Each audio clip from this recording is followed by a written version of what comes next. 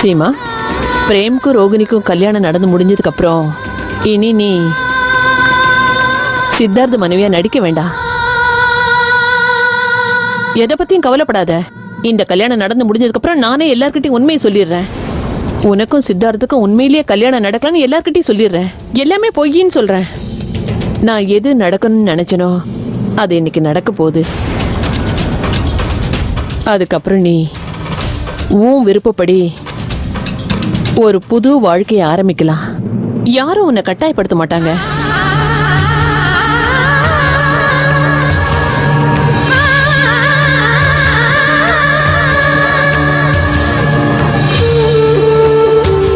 ஆனா அது வரைக்கும் ஜாக்கிரதையா இருங்க. என்ன இந்த கல்யாணம் முடியிற வரைக்கும் நாம 3 பேரும் ரொம்ப ஜாக்கிரதையா இருந்தாகணும். ஏன்னா எந்த பிரச்சனையும் வரக்கூடாது இல்லையா? நான் சொல்றது புரியுதா? சரி, இத சொல்றதுக்கு தான் உங்களை வர சொன்னேன்.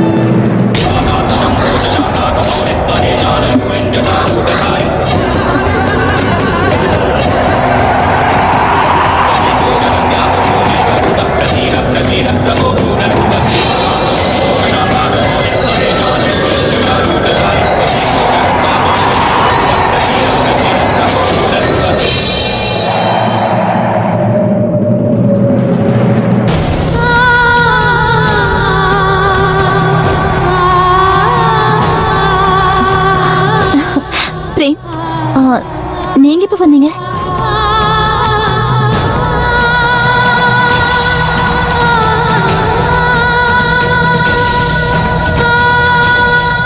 நான் போய் இதெல்லாம் எடுத்து வைக்கிறேன். சீமா,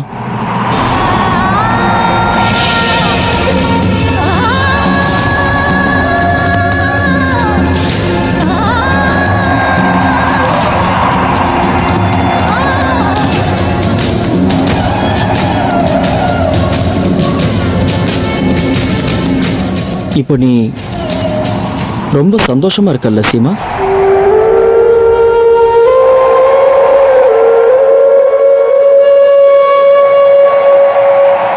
இதானே எதிர்பார்த்த இல்ல? ஒன்னு சொல்லட்டுமா? நான் உன்னை எந்த அளவுக்கு விரும்புறேன்னா உன் சந்தோஷத்துக்காக, உன் விருப்பத்தை நிறைவேற்றணுங்கிறதுக்காக தான் இன்னைக்கு நான் ரோகிணியை கல்யாணம் பண்ணிக்க சம்மதிச்சேன். எனக்கு ரொம்ப சந்தோஷமா இருக்கு. நீங்க இப்ப எடுத்திருக்க முடிவுதான் சரியானது. உண்மையா எனக்கு சந்தோஷமா இருக்கு.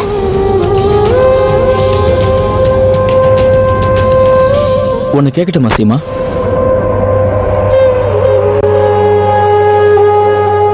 நீ இப்ப சந்தோஷமா இருக்கன்னா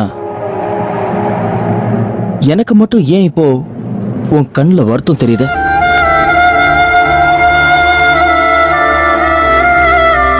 என்னை பொறுத்த வரைக்கும் உன் கண்ணில் துக்கமும் வலியும் வேதனையும் மட்டும்தான் தெரியுது.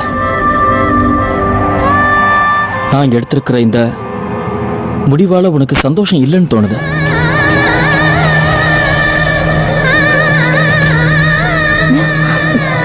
அதெல்லாம் ஒண்ணும் இல்ல பிரேம்.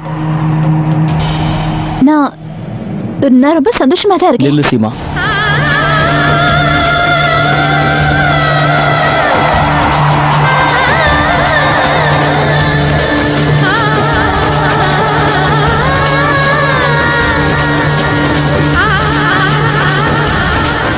சரி, நீ இப்ப சந்தோஷமா இருக்கன்னா எனக்கு கடைசியா ஒரே ஒரு சத்தியம் மட்டும் பண்ணிக்கூட.